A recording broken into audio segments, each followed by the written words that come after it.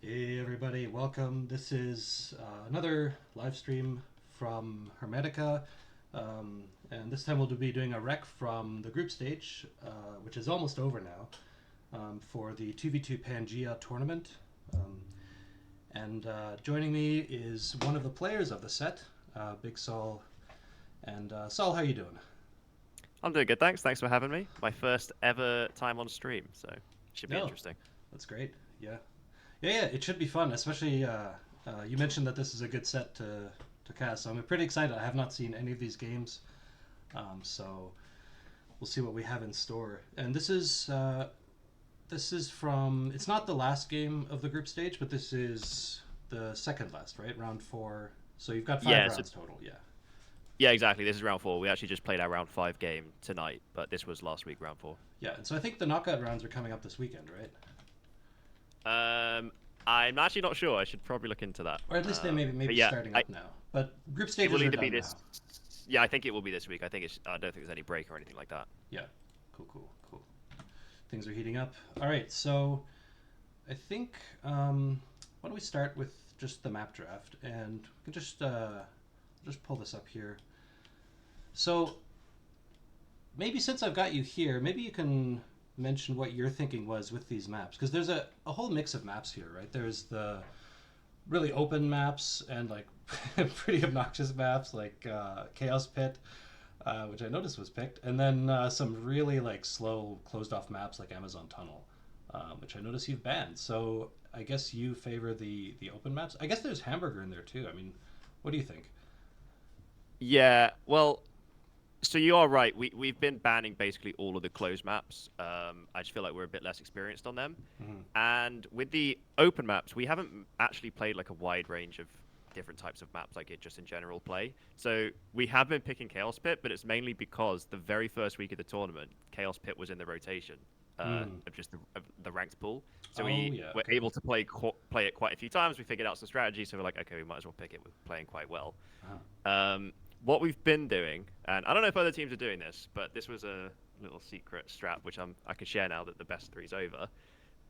Basically, so because it's a best of 3, there's an admin pick at the beginning, and Mm-hmm. then you pick 2 maps. You only ever have to play one of your maps. So we would pick Chaos Pit, and then we'd pick another map that we don't want to play, and then we'd just never pick it. So it kind of acts as like a ban, like another Oh ban yeah. for us. Oh, I see. Yeah, that's right. So Yeah. yeah, like Hamburger, we absolutely did not want to play it, and if we Mm. pick it, then it can't come up randomly in the admin pick. Okay. So, because I was gonna ask you, like Hamburger, I was had it completely backwards. I thought you wanted to play that one, but okay, so that was you're Absolutely using not. this. Absolutely not. Okay. So that won't work in the best of 5. So we don't know what we're gonna do for that yet, but it worked quite well for the best of 3s. Hmm. Yeah. Cool. And they've got Atacama and African clearing, so pretty open. Atacama's kind of Arabia-like. African Yeah. clearing is a little different. I don't even know which ones ended up being played, so I guess yeah, don't spoil it for me yet. So as far Right. as the civs go, um, I mean civs like a lot of different options here. Nothing really stands out to me too much. I mean, I see Kumans. Kumans always are pretty weird, but Yeah, we don't do anything too crazy with the picks and bans. I normally just like look into the other players, see what they like picking, and then maybe like do some target bans if there's something we particularly don't want to play against. yeah, But generally, yeah, we're not doing anything too crazy yeah. in terms of the picks and the Just all bans. around strong civs here. I don't know. There's so many strong civs now, and so many civs in general that like it's hard to really, um, you know, it's hard to really read too much unless there's like some particular strange map that favors one Yeah, civ. I mean, maybe like I would say like I don't know Teutons and Koreans on Chaos Pit because it's stone, tower rush stuff. No Incas, but otherwise I don't know really. Kumon's on yeah, closed maps, but there's no closed maps, so. yeah. The main civ that we struggle with a bit actually is Mongols. We really don't like playing against it, but we also Mm, don't really want to ban it, and we don't really want to play it ourselves. So it's like we ended up picking it in this set, mm. which I think looking back was a mistake. But well, you'll see what happens. It Okay. kind of works. It kind of works. It kind of doesn't. I'm not going to spoil anything. We ended up Yeah. Anyway, I guess you'll see. I won't spoil anything, but Yeah, I mean, that's been a tough pick for us, I think. okay, I see, I see, I see. Well, yeah, why don't we get into it then? So I'll pull up the. Okay, let me just load up the game. All right, and I'll wait for you to be able to sync up with me. Yeah, just pulling up now. Yeah. So yeah, like I said, this was a fun set. I've not watched the games back. I had fun playing it. I will see what it's like from a spectator point of view. It might just look like absolute nonsense. But, like I said, I had fun playing it. My game's loaded up. I can press Okay. play whenever. All right, 3, 2, 1, go. Oh, normal speed. All right, here we go. So, south side in the warm colors, we got the. This is Raven, right? Do you Raven? Yeah. TomYJerry, Tom and Jerry. Yeah, and they're in the warm colors. They're loading in as Slavs and Portuguese. And then north side of the map, that's you guys. Avengers AOE, and so Avenger, he's Magyar, and you are playing the Mongols, which you just talked about. And the first thing that kind of jumps out at me here is that this looks like double cavalry or double scout saves at least, right? Mongols can transition, but Yeah. So like I said, we struggle a bit with it. I tend to play archer civs, and Avenger tends to play cavalry civs. So the plan really was for me to get into Mangadai and try and get there without investing too much in feudal age, like so kind of like a semi-fast castle into castle drop, and then thingy. But like we're a bit unsure. Like even at this point in the game, we're saying like we don't really know what we're doing here. Like maybe I should do this. Maybe I should go scouts. Maybe I should go archers. I actually can't remember what I ended up doing, but so I guess we'll find out. yeah, that's good. Good. That's. But the thing with Lombardia that I struggle with a bit because you start a bit further apart from each other. Like it takes my archers a long time to get across the map. Yeah, and I feel like you lose some pressure. I mean, a double scout opening on of all maps where that would be good on. I think Lombardia is one of them because you're close together and it's so far, like you said, to the opponent's base that like archers really they have a nice time when the opponent is close because you can kind of dip in and out of your base and not put them too much at risk. The thing with the archers, if you go forward and they have enough to overwhelm them, it's just over. You lose your not the game, but like your army's gone. You can't save them. Yeah. The only issue you sometimes run into if you only have scouts is on this map people tend to wall pretty quickly. With archers and scouts, you can always get through the walls, but if you just have scouts, you might struggle to break in, and then you've just invested a lot into scouts, and then you get nothing out of it. Yeah. If they get full walls up pretty quickly, depends how fast they can hit. I mean, looking at just the maps in general, yours is pretty open. Like the north side map, you've got one little batch of woods and not really that much to wall off to. The other side, they've got a lot better actually. They've got some back golds. Some nice wood lines in front of Taigo. And the yellow's a bit more open, but they're starting to work on it already, so... Yeah, we definitely had a bit of an awkward map here. And then even I'm blue. I'll be referring to me as me, obviously. Yep. My berries are a bit awkward off to the right. Like, ideally, I don't want to have to wall that far out, but I might have to at this point. Yeah. But the goal is always on this map for us is to try and get the early aggression anyway, and try and like get the map control leading into Castle Age. Because the thing is, if we don't get the early map control, we risk them fast castling and then just overwhelming us with like Castle Age units when we're still feudal. So hopefully the open walls, the open map doesn't affect us too badly in this one. But I should point this out now. We made a mistake in the settings of the game. This is actually a tiny map instead of a medium map. So all this talk of like archers getting across the map like slowly, they're going to get across the map a lot quicker than you might expect for Lombardia because the map size is too small. That's funny. We didn't realize this till after the game. Okay, and you both just agreed to keep the game as it was? So we weren't sure whether to reset, so we asked the admins and they were like, well, if you've already played it and neither team noticed, like just, the game stands. That's really funny, actually. It has a bit of an impact a bit later on in the game, which you'll see. But afterwards, we were like, I can't believe we didn't notice that because I'd even commented like the map looked a bit weird. Like we were saying that our town centers were a bit closer together than we expected, and it's because it was on a tiny map. Wow. Even looking at this, I didn't notice. Yeah, yeah. I was like, okay, I guess this is what it's. This is the size of it. We didn't notice until the start of the next game. That was when we noticed. We're like, wait, this is definitely wrong. And then we went back and we checked and we looked at this one and it was like, yeah, they're both wrong. So that's funny. So we had a good laugh you've done about the that. same thing. Sorry, you've done the same thing on the second map and then noticed. Yeah, there. but we noticed instantly though. So with that one we reset with the same size, with the correct size. Yeah, yeah. That's funny.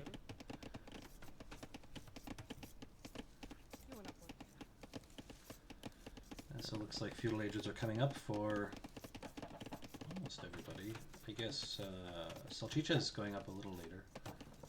Yeah. So something we were considering because it's Portuguese on the other side, it crossed our minds that they might go for some kind of forward with a castle drop. Like the Portuguese players tend to enjoy that, or like maybe even like a defensive castle and then like quickly getting out organ guns, which could be a bit scary. Yeah. We didn't know this at the time. They don't actually end up doing that. Our scouting wasn't very good this game. He ends up just going double range, which he's setting up now, trying to go for a heavy fuel action. And then I, as the Mongols, did decide to go archers here rather than the scouts. Then just to try and I find it's a bit of an easier transition then into Mangadai afterwards. Yeah, that makes sense actually. I mean, there's nothing wrong with archers as Mongols, because they have the faster feudal time, or they have that nice like food bonus, so you can kind of maybe leverage that a bit. Not the best archer civ, but you want to like yeah. Go ahead. I try not to commit too much to it, so I only go one range rather than the standard 2 range. Yeah. 2 range on the other side for the Portuguese player. So let's. Okay, so. Trying to puzzle out what Salchicha is doing here. I think he's going. It looks like fast castle maybe. He's got a couple of farms up. Yeah, I'd have thought so based on the bill counts. Yeah. And he's got. Yeah, he's got his wood. Yeah, that looks like a fast castle. So, and they've got almost full walls. Actually, this is the last piece of wall right here. Yeah, so completely full walls. That's right. It's interesting. Yeah. Is that kind of the meta now on Lombardia? Just full wall off and maybe have a feudal presence, but like, yeah, that double scout idea that I had earlier is probably a bad idea given how quickly people wall off, right? Yeah, we have been finding that people are walling pretty early. I think it's a big mistake to fast castle because like if we come in now with if I had 2 range archer and scouts, like we would just break in and do so much damage to the fast castler. Yeah. But I think you definitely need to consider the fact that you're going to need to break through some walls. Yeah. In feudal age if you want to go for that. Yeah. They had a nice base to wall off as well, so that did help them get the particularly fast walls. Yeah, exactly. Yeah. Marker coming up now. Yeah. So he'll be clicking up here in a moment. So at this point, we still don't know that that Tygo, or the red player, is on double range archers. We just didn't scout that. So we're going forward. I think we probably assumed that they were both fast castling because one of them did. And we're like, okay, great, we're going to get us to do some damage. But then they make a nice defense here and bring over a ton of archers to basically stop any aggression that we might have had. Meanwhile, yellow's already on the way up to Castle Age, which is a bit scary for us. Yeah. I think he was maybe a bit slow clicking up. I think he might have struggled a bit on wood there. Might have been a bit low before actually clicking, but he's got up there now. Yeah, he'll be up at 60. Yeah, that's. I mean, it's the 16 minutes is like kind of like the basic build castle time, but you can definitely do a lot better than that if you have it tight. Okay, they're doing a good job of spotting the army, shadowing it. Stonewall is coming up now for the Slav. Oh, is he going to wall his vills? Oh, no. Unlucky. I've done that far too many times. Yeah. I was like, those are my vills. Am I in this game?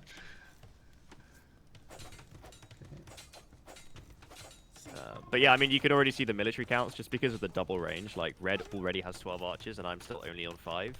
Obviously, we have the scout numbers, but they can't do anything now with the closed walls. And then because we're so far behind in the archer numbers, I can't stand there and like pressure the vills because I'll just get killed by his archers. So we can't really do any damage now with all this investment.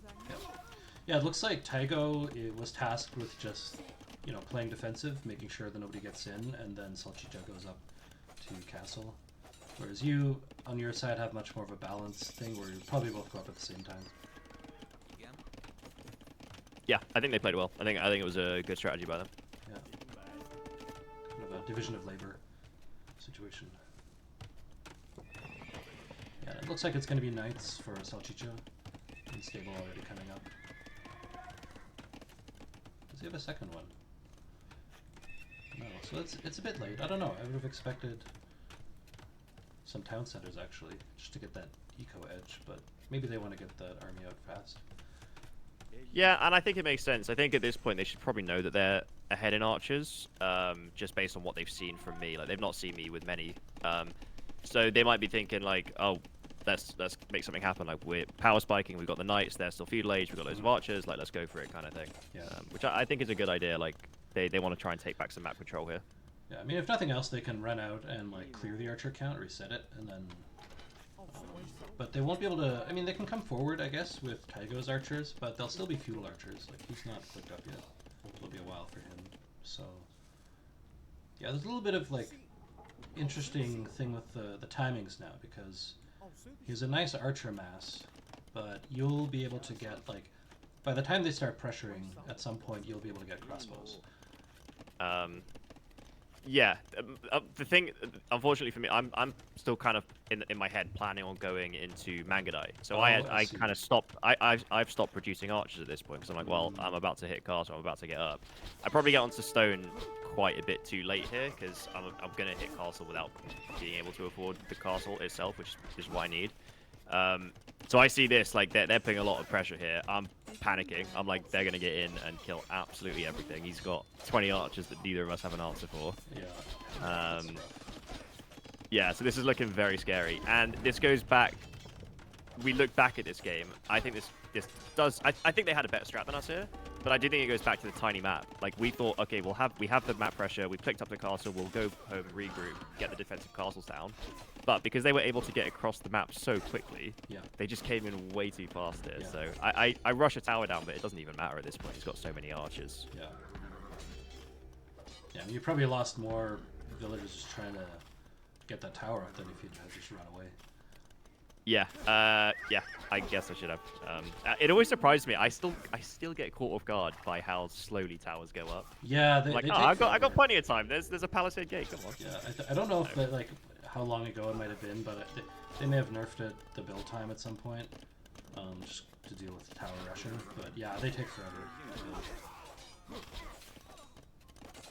Yeah, and I mean now it's pretty much game over already. We've lost too many vills. Like, we can never deal with these archers in our base. He's only a minute and a half away from Castle H himself now. Yeah, a bit of a disaster. Yeah, I'm just trying to think what could you even do at this point. I mean, like, I guess green can start getting some knights out, and then you just kind of need to try to not lose too many vills. Yeah, I think I didn't. Behind, I lost some vills. I didn't lose too many vills, but we're so far behind the military at this point. Yeah. It's not looking good. And yeah, green is trying to get the knights out, but I think he doesn't. Does he have +1? Yeah, okay, he's got the +1 armor. +2 would go a long way here, but I think he can't quite afford that. Yeah. Yeah, I mean, the fight has to happen now before the turn to crossbows, right? But this micro is good. Exactly. And this note here.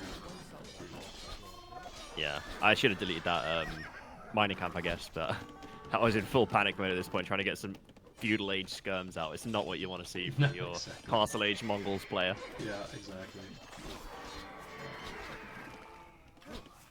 And then yeah, he's just got castle knights under the town center. Yeah, but now we've got Bodkin. Oh, and have they gotten in again? Or no, those are from before. Yeah. I mean, yeah, they did a good job of like re-walling behind, but it's just idle all this time. Yeah. So yeah, I think at this point we've still got hope. I think it's not we're not surrendering at this point. Like, okay, it's not ideal. Looking at the Vill counts now, actually, it's not great. I didn't actually lose an insane amount of Vills to like actually call it.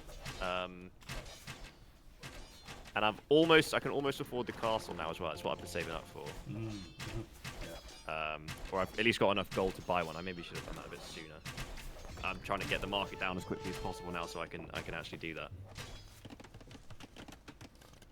Oh, you've been mining over on the left side. I see. Yeah. Yeah. I moved my vills over. I was like, I'm gonna lose absolutely everything here, so I moved them over as soon as I could. So the knights but the issue on is, archers here before they can reunite. So that's a good trade. Free that number. Cut the archer number in half. Roughly. Yeah.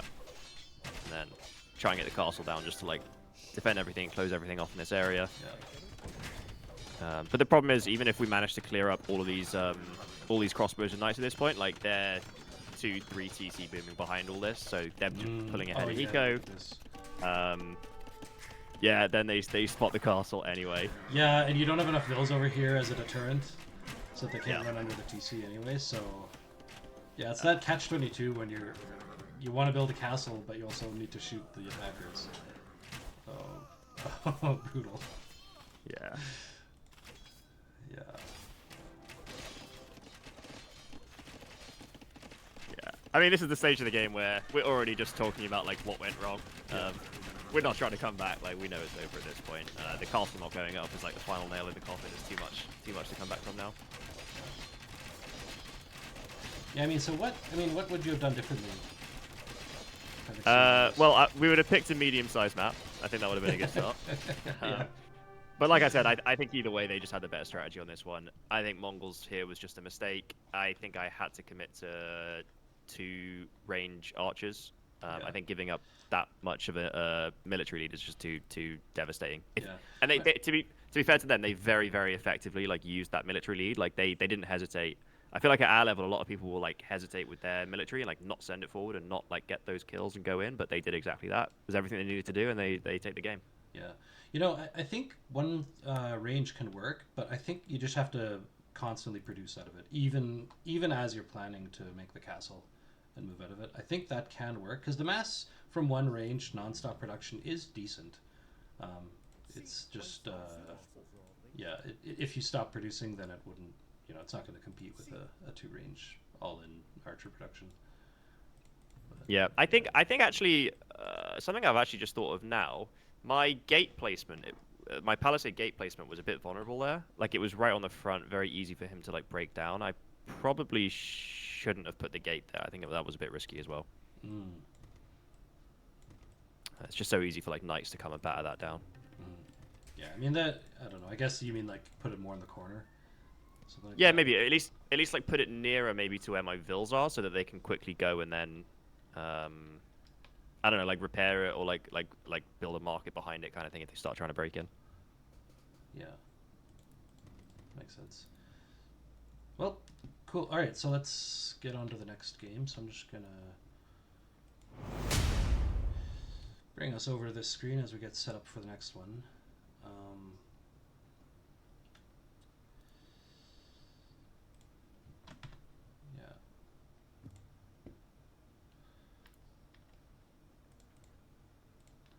So this next one is on Chaos Pit.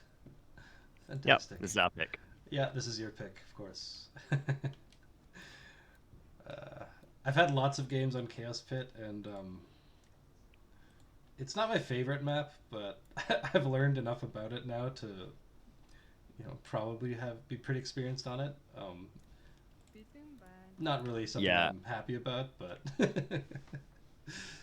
yeah. All right. Well, it's okay. Go ahead. I think I've played it maybe a bit too much at this point, but yeah, it's okay. It's a bit different. I think the lack of gold in the middle like leads to some pretty dynamic games. It does kind of force you to like tower rush, which not everyone's a fan of. Yeah, but it's all right. It's been fun. Yeah, I mean, if I casted another set on it, and you see Persians load in, and you just know what's gonna happen. It's gonna be a douche. Yeah, we've not actually run into that yet. Okay. Surprisingly, mainly like tower rushing and like scouts and stuff like that. Yeah. Tower rushing for sure. It makes a lot of sense. All right, well, let me switch over the screens and we'll jump into that game. All right, so here we are. And are you ready at time 0? Yep, I'm ready. Perfect. 3, 2, 1, go. Okay. All right, so civs this time. Oh, can each player pick the same civ again? I see Mongols again. Yeah, so each individual player can't re-pick a civ, but your teammate can pick it. So I played Mongols last game, but Avenger hasn't played Mongols yet, so he's allowed to play Mongols again. Yeah, okay. I forgot exactly how that worked. Yeah, so we've got Mongols and Britons on the one side, and then that's you guys on the left side in the cold colors, and then Salchicha and Taigo have opted for Koreans and Byzantines. I like those picks. Koreans, obviously, towers make a lot of sense. And Byzantines, if you don't have gold, you can just spam trash, which is what the Byzantines are good at. So. Yeah, I agree. I think I prefer their civs on this map. We were worried about the Koreans. You know, if he just goes like hard towers, it's hard for either of our civs to match that. Yep. But we didn't really have any other good civ picks for it. Yeah, I mean, I think, yeah, Britons can be good. Just you need gold to get those archers going, right? So. Yeah. So my plan is never really to go archers. In my head at this point, it's like I kind of have to tower rush. So I think I didn't really have much of a choice, especially considering that I had the Korean player next to me. Oh yeah. So yeah, I kind of knew it was going to turn into that. Yeah. So I was prepared. Yeah, I mean, you kind of have to rush into stone at any rate, because when the towers come against you, you have to counter tower. So that's something that, yeah. I mean, I played a tournament on this map with, it was like sudden death, where you only had your first starting TC, and if you lose that, it's over. And I'll tell you, there's a lot of towers in that. What, do the towers like threaten the town center? It was just getting a position next to the town center, getting control there was so important, because then, you know, the first person to get castle age can just drop a castle. You can't do anything about it. Yeah, I've watched a couple of those tournaments. They look quite fun. So okay, I haven't actually seen this happen here on the sort of northwest side of it, where the tree wall goes up to the edge. Yeah, we'd never seen that either. We didn't notice that until a bit later in the game, but I don't know if that's like a glitched map or something. But Yeah. it's not supposed to do that. I've never seen that before either. No, it has implications, because one of the things about this is the first person to get to the outside can kind of run around to where the opponent is chopping if they're first out, and can, you know, either raid or drop some towers or even wall them in, prevent them from getting out. So I don't know. I don't think this is supposed to spawn this way. It's interesting to see that it did that. I wonder what happened in the map script to make it do that. Yeah, I'm not sure. And you're right. It is pretty powerful to get, especially if the scout player can get out pretty quick and like send the scouts out on the outside of the map. Yeah. Unfortunately for us, our scout player is green, and he ends up next to that barrier. So he's like as far away as possible from where they would be. Yeah. Which meant raiding was like really, really difficult. Yeah. Oh, and the other thing is, yeah, I guess if Avenger goes out to the nearest tree line, he would have hit that weird gap. But no, he went, you know, straight west, so he finds it. Yeah, and then the other issue he'll probably run into here as well. There's normally more gold as well along that bit. There should be some like gold and stone piles. You're right. But he's kind of now stuck in this corner without that many resources back there. Yeah, that's true. Kind of just counting up the gold ones. We've got 3, 6, 8, kind of 9 over on this side, and they have. I mean, actually, looking straight down the middle, I don't know if there's one that didn't spawn. Are they missing one? Is it actually? I doubt there's one actually missing, but he just ends. He's going to be a bit cramped in that corner. No, there are 2 missing. Yeah, there's 2 fewer on your. Oh, side. Are they actually missing? Yeah, there's 2 fewer on your side, I think. Unless we count the one sort of north and to the left as belonging to you, but not really, because. Yeah. Yeah, I don't know. Yeah, a bit weird. If we'd noticed it sooner, we probably would have called for a restart, but yeah, it is what it is. Yeah. I find it interesting on this map seeing which berries people go for, because there's the safe berries between the teammates, and then there's the risky berries that are between opponents. So if you look at the north side matchup, green versus yellow, neither of them went for the central berries between them. Right. Whereas on the bottom, the Korean player has gone for the berries down there, which is I did scout that. So risky, aggressive, makes sense as the Korean player though, because you can kind of assume you're going to win the tower wars and like maintain control of that region. Yeah, no, that makes a lot of sense. Yeah, and those villagers Whereas yellow and green, can they've just gone be for the safe repurposed berries. into the tower villagers anyway, right? Yeah, exactly. Yeah. Some good walls coming up around the wood choppers. It's pretty essential. Yeah, at green least the ones that are green is right next to open. each other. Yeah, green is open, but he's furthest away, so Yeah, it's not so bad. I don't know about walling off the main base. yeah, I've never seen that done. So I do get up to feudal age first here, so I'm able to start getting down the first tower, which ends up being quite nice because then he panics a little bit when he realizes I've done that. Yeah. He can't place the tower where he wanted to, and it ends up not being in an ideal position. Yeah. But he is able to get one up. He is able to defend those berries. Yeah. He'll be able to defend the berries, but he won't be able to harvest from them, will he? Not if I'm able to get this second tower up, which one. I think I've just placed it right so that it's not hitting my villagers. With fletching, will this one, the other one, not shoot the berry harvesters? They'll be able to reach a couple of the tiles, won't they? Yeah, a couple of the tiles, yeah. The second one will secure it, though. This will mean that nobody can mine those berries. Harvest those berries. I'm not an expert at these tower wars, but I would have thought here that because red has... Blue only has one tower that's able to hit the other towers, whereas red's both of the towers are able to hit that one. I would have thought now that red's in the lead in terms of the tower wars. Yeah. I think so. More firepower, right? Yeah, or is it more to do with the number of villagers? I guess red's also got more villagers. Yeah. Yeah, 7 against 5. I mean, I think you are taking more damage. Yeah, I'd have thought so. And then yellow gets up to feudal age. A bit of a late feudal age from yellow, I'd say.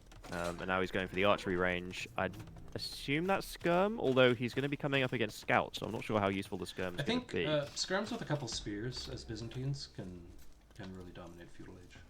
And yeah, we're always seeing some spears coming out. Yeah, I'd have liked to see, I think, more skirms a bit sooner, though, just because he knows that green is going to be going hard on scouts here. Whereas the skirm, there's not really going to be any archers coming out just yet until we reach the gold. Yeah, the skirms aren't even to counter archers, they're just as a DPS mass. I mean, Byzantines can actually afford to do it, because they're so cheap. Yeah, that's true. Yeah, it's just army, cheap army. Yeah, so we both have the blacksmith up, but neither of us have fletching yet in these tower wars. Yeah. This one tower here, the one on the right side, can hit the Ville, can't it? Or is it just out of range? I think that's just out of range until I get fletching. Okay, so this is kind of a stalemate here. And yeah, you've got your own stone, secure stone. I think this is just a stalemate for now. I do manage to get fletching here. I think... Yeah, red's pretty far from being able to afford fletching. I think I sold some stone in order to get that. Did I? I can't remember. No, I guess I don't. So I must have just... Yeah. You start off with enough. I think you start off with 100, 50 goes to loom, and the other 50 can be for fletching, right? So. Yeah, I guess red just didn't have the food eco for it just yet, and that makes all the difference. So I end up getting ahead in this the tower war now. Yeah, it means that you can shoot the repairing villager and he can't. The placement of those towers was so exact at max range without fletching, and then just a little inside max range. Yeah. So he actually abandons the position as Koreans. Yeah, I'm not sure if it's just a bit of a lack of experience on this map, but if you look at the Ville counts already, we're pulling ahead, and that's basically all from idle TC time from the red and the yellow player. From both of them, yeah. Look at that.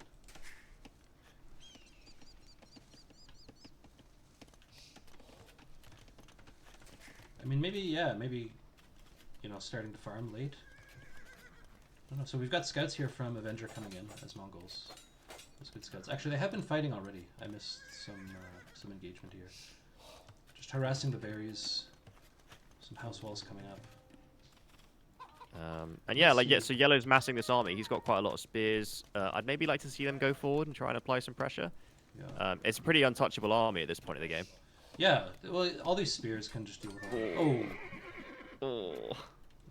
That's not a fight you want to be taking, Avenger. Doesn't matter if you have Mongol hit points. Actually, do they get the hit point bonus in the feudal age? No, I think that comes later, right? Yeah, it comes in the castle maybe. Everyone's through at the back. Or actually, no, red is about to get through, but... And green is through. So I think everybody's pretty much through now, so we can start going on gold. Yeah, and we've all found a gold pretty quickly as well. Sometimes it could be... Sometimes you end up searching for the gold a bit longer than you'd like to, but... We'll manage to find that. I decide here to go forward with some towers, so now I'm trying to put a lot of pressure on red and his eco. Yeah. Red put a preemptive tower up on his stone. There was nothing threatening it, but he did it anyway. Yeah, that's maybe a mistake. Towers are pretty big investments, and like it's on the back side of his base. Yeah. Pretty unlikely that we're going to be able to hit that. I'm not an expert, but it seems like you want to wait until you see where the opponent places their tower before you drop yours. Unless, like, you really know... Like, on defense, it's like that because they can always just place their tower in a more annoying spot given that they know where your tower is. Yeah, I don't know if... Maybe the fear is that it's just going to come out of the dark, maybe because of, like, lack of scouting, but I don't know. They have pretty good vision around that area, right? Yeah. Yeah, I'm not sure about that tower. So, Castle Age in for Avenger, so he'll be up first. And... I mean, I'm assuming as Mongols you want to get into Magadai. Same plan as last game. I actually can't remember what he does. So Avenger, like I said, he's typically our cavalry player, so I'm not actually sure if he would be that comfortable trying to go for the Magadai here, considering it's like ranged. I mean, there's nothing wrong with steppies, right? Step lancers. Yeah, exactly. And we're feeling pretty confident at this point in the game. Like Red's starting to struggle. He's starting to like run out of space here with all these towers. Yeah. You know, we know that Green's clicked up to castle at this point, so we're feeling fairly confident. Yellow is making a move here on the top. He's looking to get some damage. Just check the scouting on that. Yeah. How much do they see? Yeah, so actually they have no vision of Green's base here, so he has no idea where to hit. So he's just hoping to run into a valuable resource, but there's actually nothing around here, really. The other thing is, like, Skirm and Spear, it's really efficient army supply, but, or, you know, resource efficient, but on the attack it can't really do that much. Yeah. I wonder if that's maybe a bit of an overinvestment. I don't know if he should have focused on getting up to Castle Age. Yeah, how far is he from it? Okay, so he's got the resources, I think. Is he waiting for the buildings? Yeah, that's right. The blacksmith's coming up now. So he'll be able to click up. Yeah, there it is. Actually, no, that's red clicking up. Okay, so red and yellow both at the exact same time click up. Yeah, here another tower. That's going to lock off that stone. Yeah, because the other stone's pretty much run out now. Now these scouts can actually do some damage. They're really injured, though. Vills will fight. Actually, the Vills will be able to just kill those. But this tower with the palisade walls around it is such a nuisance. Like, villagers can't dive it. So... Yeah, it's just a good like linchpin in the position. It kind of stops him being able to push back on any of these towers, at least until he gets up to Castle Age. I wonder why he didn't drop his own tower. Yeah, I'm not sure. I was a bit surprised this whole game. I thought based on the fact that they were Koreans, that they would be a bit more aggressive with the towers, and like trying to fight me more on it because they just have the better civ. But yeah, I didn't really get that much pushback on a lot of these towers.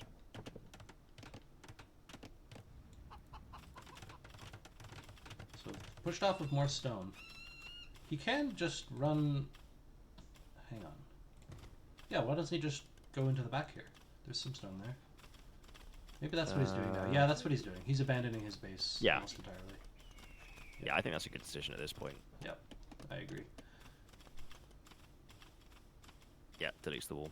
Yeah, to go through. That's out. Meanwhile, this trash army has now arrived. Oh, and they've gotten the gate open. The villager opened the gate, so they'll be able to run through here. As long as he keeps a unit underneath there, he'll be able to run everything through. 3 players getting to Castle Age at almost the exact same time. So this is now quite a nuisance. So I guess you've got to run these back to your TC just to keep them safe. Yeah, and then yellow's found his way into my eco here, so this is a massive disruption for me. Yeah. Really good by him. Yeah, pulls you off gold. Did you consider maybe running these vills off into the boonies? Looking back, I probably should have. I probably should have run them towards Green's TC. Oh yeah, he's got one here. But I think I don't know. I probably just panicked, to be honest. Yeah. I was probably shouting to Avenger now. Oh, come and help me! Come send step lancers. But he doesn't actually have that many at this point. He's working on his eco. Only got 4 of those step lancers. Yeah, and he needs godly micro to be able to kill spears without getting hit. Yeah. And then oh, yeah, he runs right into the whole TC army. though. Yeah. So this yellow army will get chewed up by the town center. Upgrade for Pike has come in, but yeah. So it looks like that's been cleared up. Meanwhile, we've got 2 castles coming up here. A defensive one from Tycho, and then your aggressive one here. And I don't mind the castle from Tycho, but honestly, like, he's not really... I mean, he's protecting 3 farms at this stage. Yeah, I agree. I think I'd have preferred to see that castle up in the outside area, like near these woodlines. Yeah. Something like that. I feel like this area is like lost. There's nothing here to protect anymore. Yeah, in fact, he could have dropped it like in range of your tower, secured some gold, some deer, and killed the tower. Yeah, So, exactly. Yeah, but I mean, having a presence here in the middle isn't bad, you know. I mean, as Koreans, you can start making some war wagons out of here, you know, do some harassment. Castle coming up for yellow as well. 2 extra TCs for red. We've got 3 extra TCs for yellow coming up on the outside. So Salchicha really looking to macro up. Avenger has 2 as well. Yeah. I feel like that's a pretty big risk actually from yellow, because he's going up to his 4th TC now, but they have between them 1 military unit, now 2. So Yeah. they're really hoping that they don't get pushed at this point, because if we come in with anything, like even these like 6 step lancers, and oh no, are they about to run into all those fields? No, he runs away. He just stayed there with a step lancer. I don't know if you saw that on the right side of the map. Yeah. See a villager transfer and the step lancers run by. Yeah, just about. Almost cut them, but the villagers now notice. Yeah, pulls those away. Some extra walls coming in behind, some stone walls to make sure these don't come in. And you've got a couple of longbows here to stop the rewalls, but I think they'll be able to still get those stone walls down placed to prevent the run through. Yeah, I think so. I think with the TC there as well, I think we'll struggle to get in. Yeah. So this is the stage where I think longbowmen and Britons in general are pretty good on this map, because it's you know, a tight area in the middle, and then you know, some corridors around the outside, both of which are really good for longbows. Yeah, and that was kind of the thought behind the pick. We did think like we can just poke at vills and stuff across the walls if we get to the longbow. Yeah. And also, just because I knew I was going to end up mining a lot of stone anyway, I knew I'd be able to get castles down in order to get them out. Yeah, that makes sense. So after step lancers, I mean, I don't know if you really want to stick on step lancers for that long. A couple of pikes here got lost. Longbowmen will run right into them. A lot of armies just running past each other at this point. Yeah. Now we do notice that eventually. Yeah. But the yeah, castles... I just don't know. Yeah, sorry, go ahead. No, go ahead. That's fine. Yeah, I just don't know if the transition to Mangadai, the problem with that is like Mangadai plus Longbow becomes a bit awkward when they just get full countered by Skirm, especially playing against a Byzantines player. Yeah. Yeah, I think it would have been something like, I don't know, champions for longbows. Or for Britons, I mean. You know, switch into something else, some kind of melee. That's true. That's not something I even considered, but now that I think about it, it doesn't sound bad. Yeah, or like halbs. I don't know. Like Britons do have some other options. It's not great, but it might work in the right situation. I mean, against a Byzantine that has so much trash, it'd be okay. But honestly, like longbow step lancer is pretty good too. Nothing wrong with that. Yeah, and I think at this point in the game, it's kind of all over the place, and we feel like we're ahead, so I don't think we need to do much, like anything too drastic at this point. Yeah. Yeah, no, I think exactly. Sticking with the composition that you have makes the most sense. We've got a forward castle here coming down from Salchicha, so it'll be able to deny some farms, put some pressure on Avenger. But he's got a nice eco way in behind, so he won't be too bothered by that. The Step Lancers will run over here. Ooh, that's a lot of Step Lancers running out of the town center. Okay, backs out. Yeah, I think that's a good move by Yellow. I think at this point, I think they need to do something, try and make something happen here, because they are falling behind, and if they don't do anything, they are just going to lose the game. Yeah. I think going around the outside could be good. Notice you're still open there. Oh, those Step Lancers will dive onto the small amount of troops that Salchicha had, and now their army size has been reset again. So we've got a forward castle coming up here. That'll be nice and farms again. I mean, at this stage, all the ecos can just transition to the outside. It's just armies fighting in the middle now. Yeah, and I think at our level, that's something that's a bit difficult, is actually making that transition. So you've transitioned your eco out there, but the mindset of like, let's transition the army out there as well. It's very tempting to still keep fighting in the middle like we're doing now. Absolutely. But we probably should be considering more pressure along the edges. Yeah. So Taigo has walled on the outside, but he's missed one tile right at the outside there. Well, so and also he's walled on that side, but we can't get there from that side anyway because it's blocked off.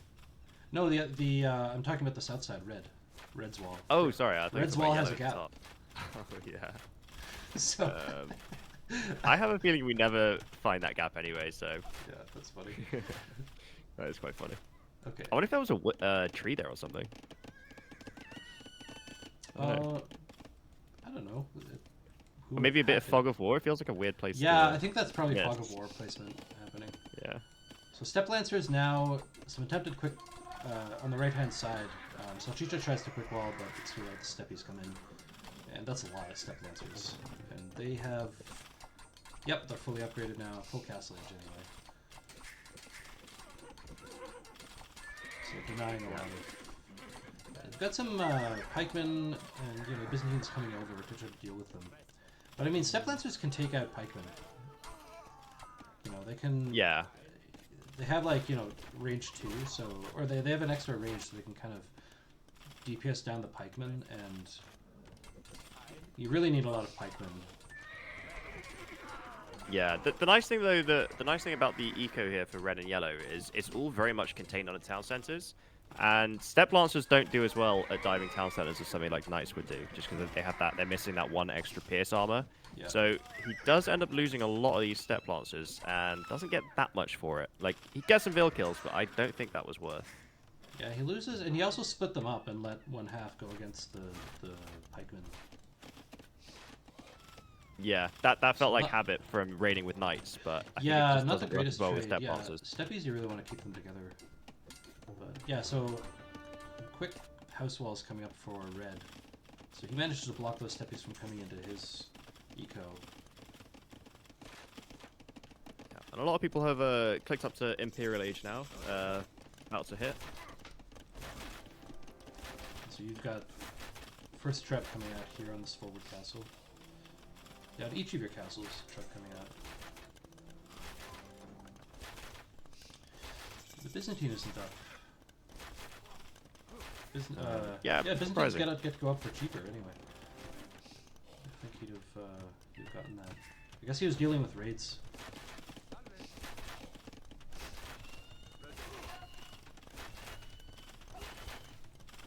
Yeah, so getting the trams out felt like a pretty high priority here. Oh, if we can take down this yellow castle here, like that's a fairly significant chunk of his eco that would just be gone. Yeah. And I don't know if this is just a thing at our level, but it feels like pretty demoralizing when you're getting trebbed down and you're still in castle age and there's nothing you can do about it. Yeah, absolutely. I mean, it really means that if you trip down their castles, they lose their presence in the middle entirely.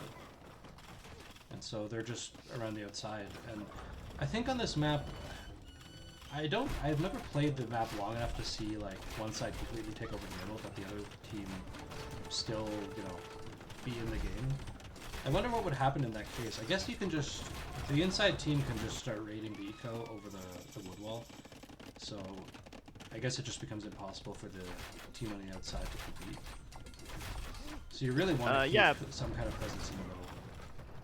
I think so, but I mean, like you said, most of the resources at this point are on the outside anyway. So losing the middle, obviously, it's not ideal, but it's probably not the end of the world like it would be in most other maps. Yeah. So he's evacuating. Salchicha, Yellow's running all his vills out to his eco where it's safe. And Red, in the meantime, has had some time just to be able to build up unharassed. While your cold color team pressures and denies, what is that, like 11 farms? It's a good amount of food. It's 2,000 food that could have been harvested over a while, but not that much at the end of the day.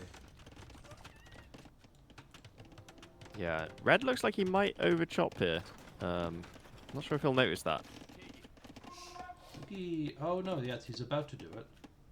Yeah. Those villagers will do it. So, okay, and Yellow has clicked up now. He's most of the way up, so full Imperial. You know, it's based on my experience of this map, pretty unusual to see everybody go to the Imperial Age. Yeah, I agree. I'm used to seeing one player still in the Dark Age because all they did was douche, and villagers are just running around trying to douche again. Yeah, I will say there's something about this map that makes you want to cling on, though. I feel like because you feel like you've got a lot of resources around the edge. Like look, Red and Yellow are in a tough position here, but I think it's reasonable for them to play on. Like they still have resources to work with. Yeah, and if those troops had targeted this town center, it would have denied the Imperial Age. But they went instead for the tower, and so Imperial Age comes up at the last second. Oh, that's painful to look back on. But how are you going to know that that's the one that's the Yeah, NPC? I mean, of course not, but... Yeah. So yeah, at this point, I have, like, quite a lot of stone, so I'm just thinking, okay, I'll just put castles sort of around the edges. So it's not actually, I don't think, hitting the town centers, but it's kind of denying farms and just annoying them and giving them a bit more to think about than they had before. Yeah. You know, this is where the longbows can do so well. I mean, even skirmishers, like, they're cheap from the Byzantines, but it's still awkward to fight against longbows because they can hit you when you can't hit them. Yeah, I mean, they really just don't have an answer to them. The elite longbow coming in. They're having to run out to try to challenge this force here. But yeah, it's just tough. And then we're pushing back Yellow's castles as well that are in green space. Looks like Yellow had a doubt castle over there at some point as well. I don't know why I feel like he could actually finish that castle off with those vills that are there. I'm not sure why he's not doing that. Rather than harvesting. But it's probably pretty distracting to have another forward castle here on the wood line of red. Trebs basically everywhere. Another Treb on the south side. Just beating down some houses. Yeah, that second call, that's going to take out a lot of his eco there. He's going to have to move a lot of his villagers. And wood can actually be quite awkward to collect on this map because there's not actually any good wood lines. There's all just these thin, long lines. Yeah, it's just the outside wall and then a bunch of like little blobs. Yeah, and I think this answers the question from before. If one team loses control of the middle, this is what happens. Just castles along like with all that stone that's in the middle, castles along the wood line, and it gets really hard to find safe places to build up your eco. Yeah, and I mean, I think that the map being weirdly generated was probably a bad thing for Green at first. Now he's like completely immune to getting raided or anything like that. That's like, right, yeah. His eco is completely safe, which is often a way you can come back in these maps. It's just like full raiding, but they just don't have that option. Yeah.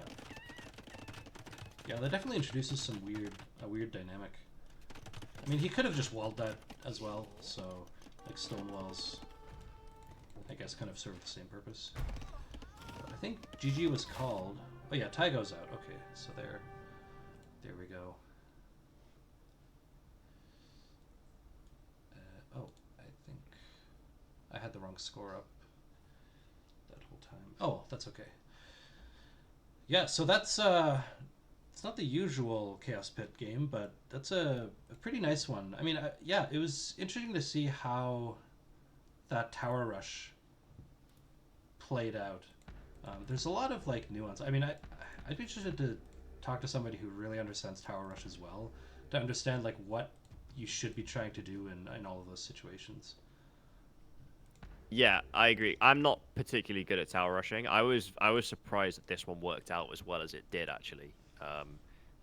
I don't normally have that much success doing tower rushes, so I was quite chuffed with that. Yeah, I mean that fast fletching really feels like it makes all the difference. But it's the positioning, right? Like it's those towers were exactly at that range apart from each other. Yeah. And I think that early TC idle time really came back to bite them. I find in these smaller maps, like the little differences make huge impacts on like just like having one extra scout or like getting the tower up slightly earlier makes a big difference. Absolutely. Yeah. And I wonder if it was just like transitioning to farms too late, like not dropping a couple of early farms, getting distracted. I feel like that can happen and then yeah, once you don't have enough food to, you start just losing more and more rounds of vills in it. I don't know. It just it's something that you just can't come back from until like much later.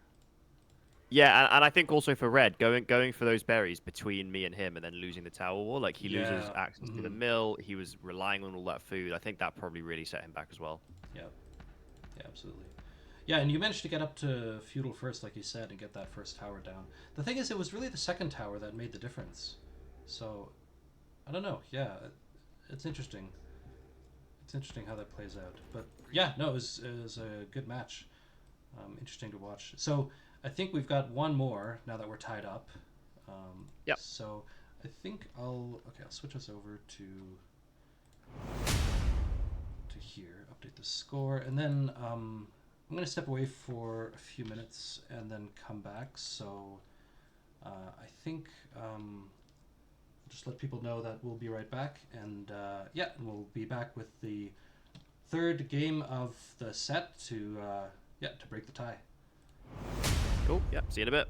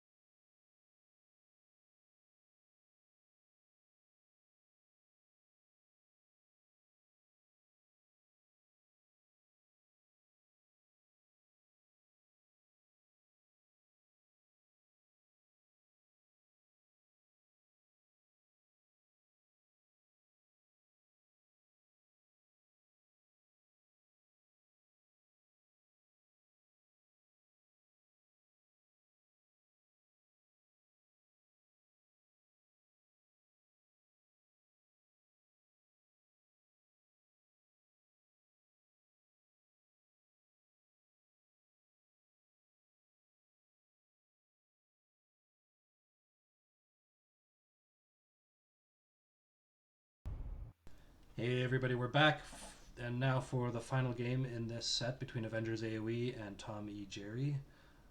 In this one, I'll just jump right over into Capture Age. It's on African Clearing, and yeah, we were just while we were in the break coming back, just talking a little bit about this map, and it's a really interesting map. It's really unique.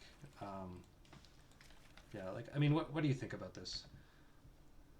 Yeah, I agree. There's for a nomad map, there's a surprising amount of food on it. With the shorefish, they collect really quickly, which can be quite powerful. But then also sending your vills out to collect from it is risky because you might get harassed by scouts. Because obviously they're not then under the town center.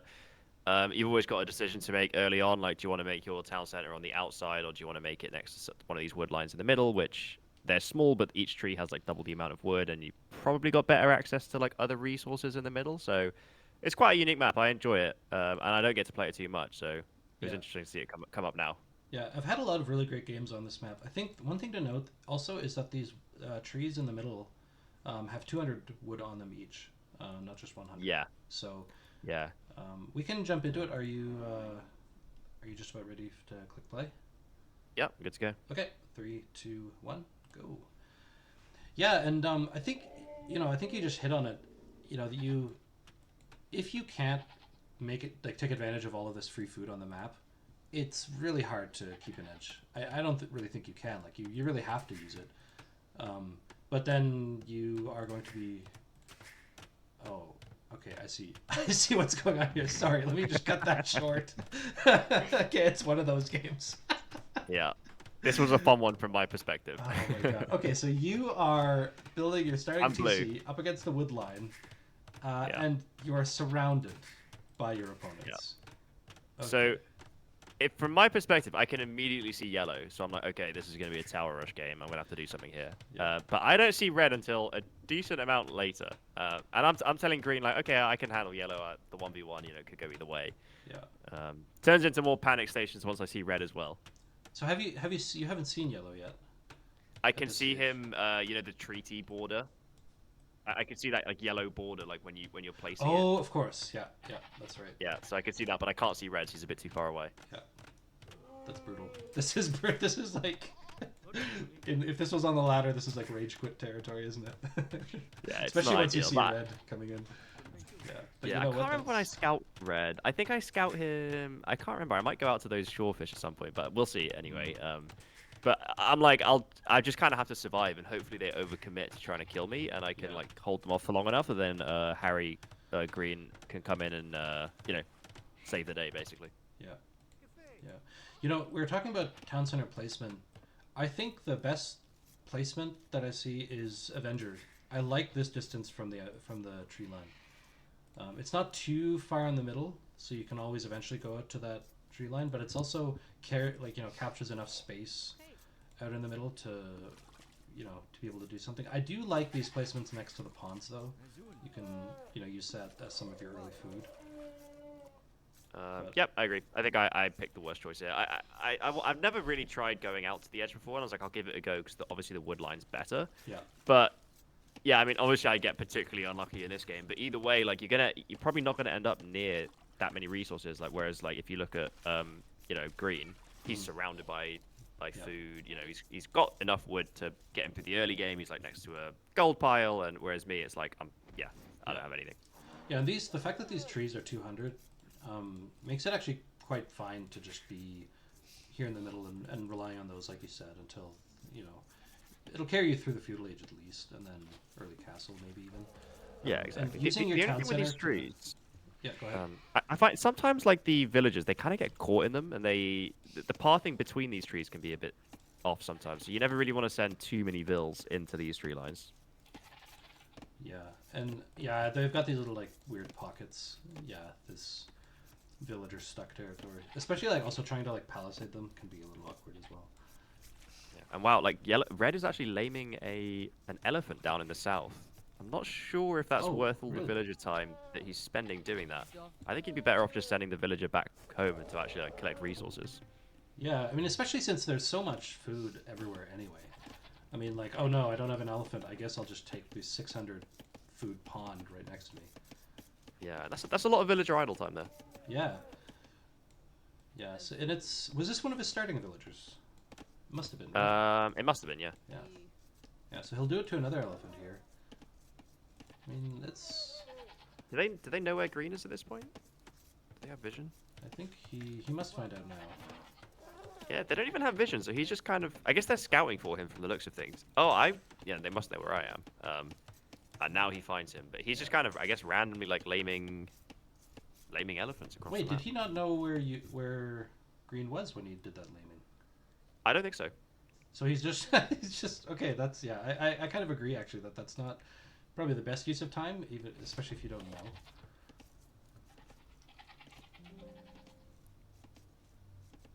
Yeah. So at this point, I definitely know red's there. I know I'm surrounded.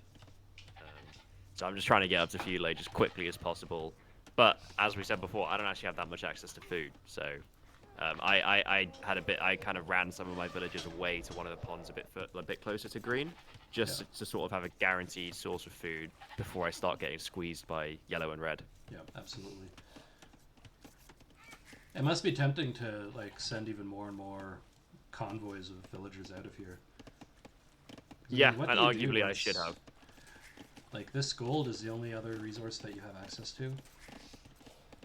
Yeah, and I'm gonna need a tower defense, so I'm gonna need stone at some point, and yeah, I'm sending more vills over. And I think you're doing it without giving vision of them. That's good. Yeah. I mean, obviously, like not running under the TC makes sense, but I think you made sure they were right snug against the wood line there to make sure they didn't see the escape. Because at some point they can just wall you in. In fact, I'm a little surprised that they haven't done that already. Yeah, I guess yellow could have considered it. Yeah, just to stop me trying to get out. But I don't know if they thought of that. Yeah. I didn't consider they might do that, but that does sound like a good idea. That would have been very annoying. Yeah, I mean, I know that I've done it to other players on this map and had it done to me, and yeah, once you've seen how effective it is, it's almost like you almost always think of it, but. I guess I've never seen it. Yeah, it can be absolutely brutal. If I can't get out to get the food, like, my game's just over. I don't even know if I can get to feudal age. Yeah, exactly. Yeah, I mean, you have got... I think you can always get out with enough to go find some food, but then they know those villagers are out there. They know they can run back to the TC, so... You know, the clock is ticking for when they'll be found by some scouts or something.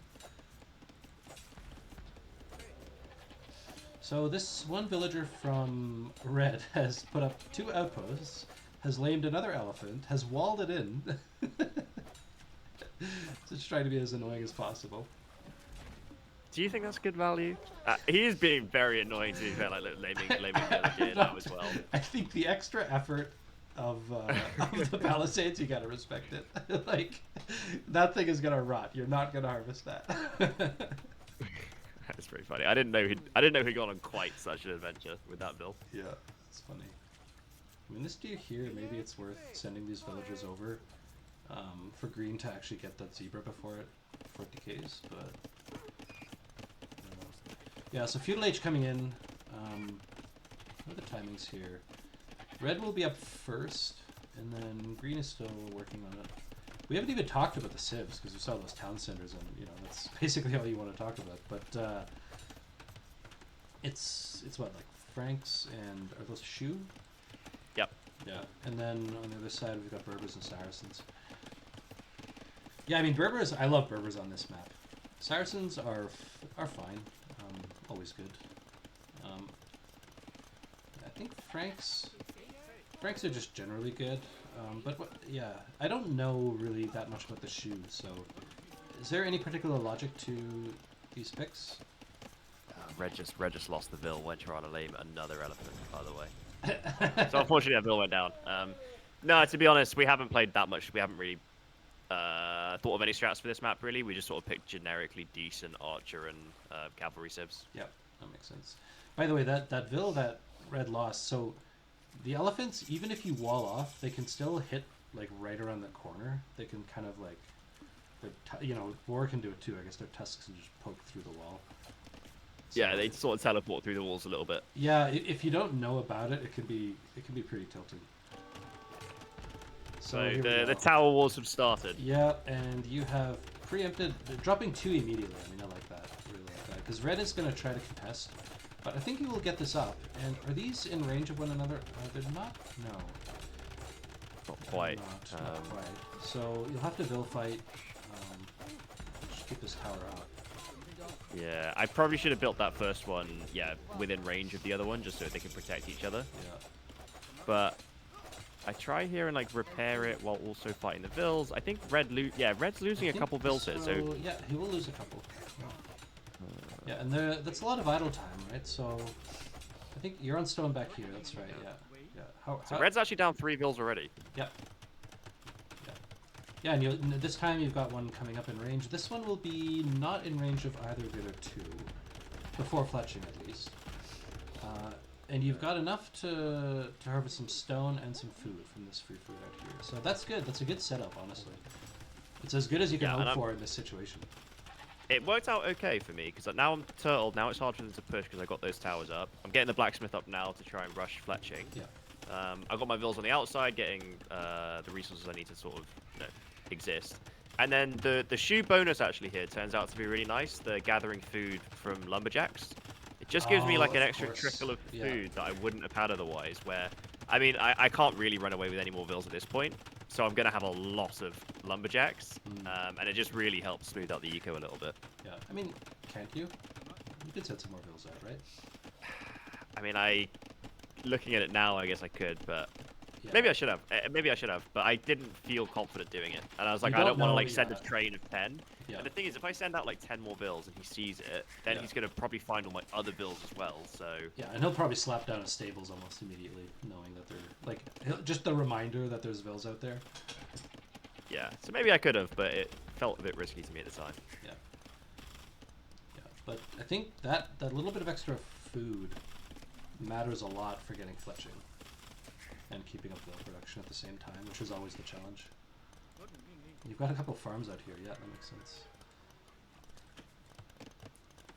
Going for another more aggressive tower here as well, just trying to make something happen. Yeah, I see that. Actually, 2 more. One, I guess to support each other. There'll be some Vil fighting though, if that's going to keep up. So, yeah, Avenger's already up to castle. Red has gone up. And that's smart, not getting too distracted by the tower war and making sure that you get up. Because you know that, there's a Frank going up fast castle somewhere out there. Right? I guess they know where he is now, but yeah, they've got to worry about those knights coming in now. And the first one is out. Avenger just straight away getting the knights out, which I think is really good by him. Yeah. Maybe was tempted to boom here, but I think getting some military on the field is really, really powerful, considering everyone else is feudal age, and they've made commitments here. So like they haven't done too much damage to me so far, but they've committed like some towers. They've done some Vil fighting, lost a couple of Vils, so yeah, they need to be careful.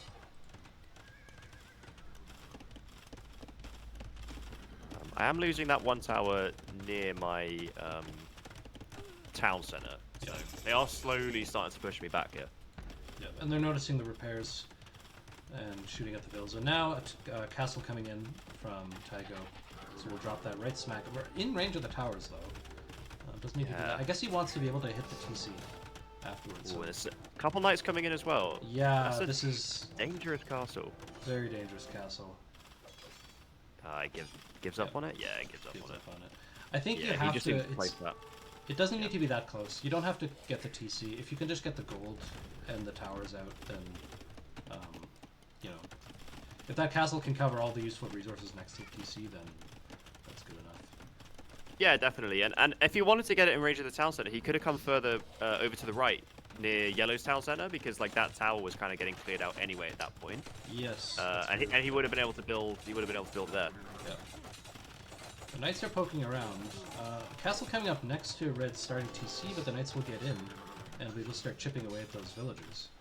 So he'll have to garrison those in the town center. And there's also, there's one yellow tower supporting, but those knights are really causing a lot of problems now. And I see you're up north, ready to drop another tower. It was like it was the only thing I could do that felt useful. It's like, oh, he's got 4 farms there. I'll try and harass them all game pretty much. Yeah, I'm just going right into the middle there, trying to drop a tower. Amazing. I guess the knights are I knew there. I knew I had cover. Yeah, I knew I had the backup of the knights, so I knew that they didn't have anything really that could stop this, so long as green keeps his knights nearby. Which, okay, he's running back now. Yeah.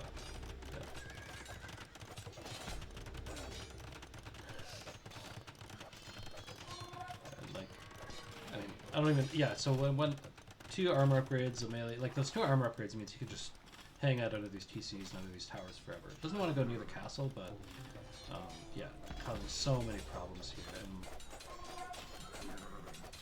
the first camel archer's out from red. Camel archers will be good here. They should be able to deal with the knights quite nicely. Yeah. But he doesn't necessarily have the eco to actually produce them. He's down to 23 vills only, and a lot of those vills are idle.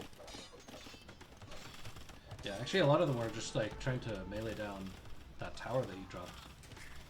Yeah. So, has the potential to get some good units out here, but if he actually has 0 on wood, 0 on food, 0 on gold, and now 0 on stone. He's got 0 on everything. He's trying to take down this tower. It's really not that important. You can just like go, you know, get some wood in the middle, get some gold there.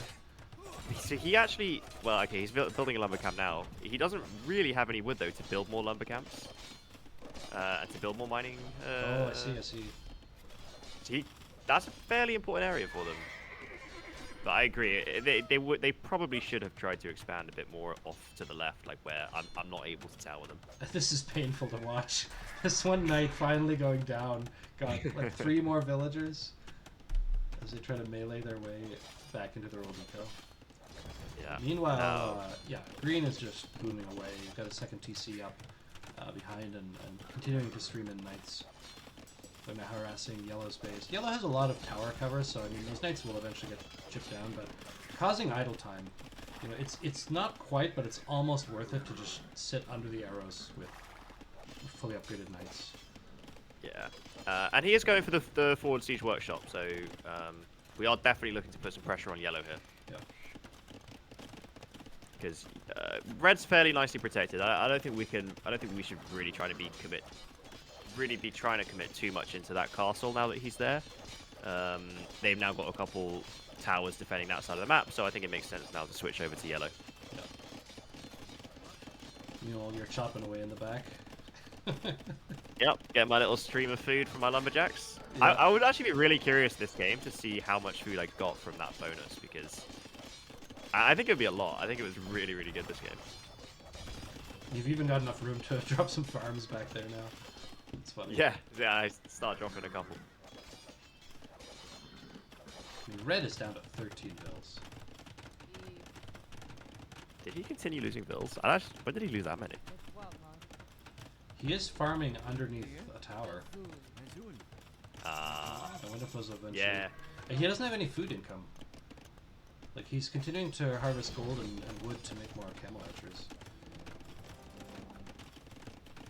Yeah, I think that makes sense. He doesn't really have much space to farm. Yellow going for a town, for another castle drop. Oh, but the knights are in here and they're just not enough camel archers to DPS those down. Yeah, I think they had to go for it, but good response by green there. I don't think that castle's going to go up, and that's going to be hard to come back from. Yeah, the village. Oh my god! Just looked at the team villager difference. Yeah, so this is this is the game, eh? Yeah, pretty chaotic. Yeah, that was it. Oh, jeez. Yeah, well, you know, it's funny because when you think if you have someone hemmed in like this that you've got the advantage, but I've had this happen so many times on Nomad games where the one guy out in the boonies can just do whatever he wants. Yeah, because I think if you get in the mindset, like it's much easier, I think, especially in feudal age, for me to defend than it is for them to kill me. Yeah. I think it was probably a mistake for them both to try and tower me, and like one of them should have tried to do what green did to match green, and one of them tries to like match me. I think it's a mistake to try and like 2v1 in feudal age. And I also think like this castle here, I don't know how necessary this was. To really like, do they need to finish you off? I think they really just need to make sure they can deal with the knights, because that's the real threat. get their ecos up. They might have just been desperate though, because they might have known they were so far behind green and thinking, okay, we got to make something happen here. It's hard to say. I think they were in trouble at that point. Green played a nice game. He was strong. I think he made a lot of the right choices around like getting military out rather than trying to boom, and yeah, worked out. Absolutely. Yeah, that's that's the nightmare scenario on African clearing, and you managed to survive it. So good set. Yeah, and I mean, just look at the map after half an hour. Like, it's just that top corner is full, and everything else is empty except a bit of green. Yeah, honestly, like in this kind of situation, like you could just send some vills out into the boonies and have like just move them from pond to pond and harvest everything. Like, who's gonna find them? Who's gonna look for them? Yeah. I mean, they never even really found my area, like just off to the right next to me. I probably should have done a bit more of that. Yeah, exactly. Like they didn't even. Yeah, exactly. They didn't even find this. Man, well, interesting. So, you guys, you played your last round robin or not round robin, but group stage game today. And yeah, and so now I guess in the next week people are going to start scheduling their playoff games. Yeah, I assume so. Shall I spoil today's game? No, I shouldn't. Should I? I mean, you can do it. You can if you want.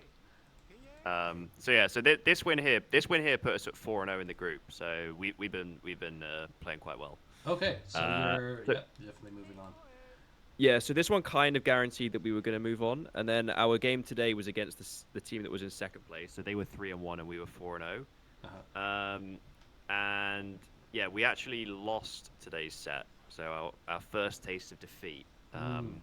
So yeah, we both end on 4-1. I'm not sure who's going to end up on top of the group in that case, but yeah, we'll both be going through to the next round, and yeah, we'll see who we're coming up against. That's exciting. Yeah, I'm looking forward to seeing some of those sets because it'll be best of fives, right, for the ones coming up. Yeah, and those. Yeah, we'll see what kind of strats come out. I mean, best of threes are good too, but you really get to see like how the different teams try to develop their strategies when they have more games to play with. So that'll be fun to see. Yeah, and I think especially it kind of forces people onto some more uncomfortable picks. So if you look at like the Archers, for example, you've kind of got like Britons, Franks, Ethiopians, and probably the Shu nowadays. Yeah. But that's only 4. If you go to game 5, and obviously there's picks and bans and everything as well. You got to kind of start picking like some weird civs that you don't normally play. Yeah, and I see I think it was what's it, Salchicha or Taiga? One of the two really like Bulgarians, and like I was just looking at some of their stats, and so yeah, it'd be interesting to see some of the like less obvious picks in 2v2, because 2v2 is a lot of the time, I mean not in this series, but a lot of the time it's just like knights, like cavalry archer, right? So scouts into knights, and then the other one just masses archers, and that's all you see. And then at some point one team gets the advantage, and that's it. But yeah, I agree. It'll be interesting to see things get a little more weird. But I mean, this set that we just saw here was like plenty weird.